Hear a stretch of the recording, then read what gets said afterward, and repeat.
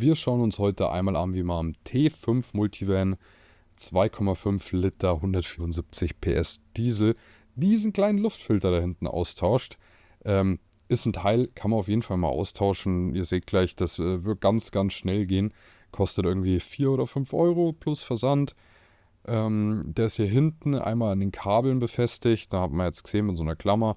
Ja, den macht man halt runter und dann kann man da den Schlauch abziehen, kann die Klammer wegmachen, kann den neuen Luftfilter nehmen, kann da die Klammer dran machen, kann den Schlauch dran machen, kann es dann wieder hinten befestigen. Warum macht das Ganze Sinn? Erstens, weil es einfach nicht teuer ist und weil dieser Schlauch, der da dran steckt, der geht zu eurem N75, zu eurem AGR-Magnetventil, zu euren Drosselklappen-Magnetventil. Und wenn dieser Filter einfach zu ist und da quasi dann die Luft nicht mehr durchkommt, ja, besser. Ja, kann man auch einfach mal austauschen, kann nicht schaden und beugt vielleicht irgendeinem zukünftigen Fehler vor.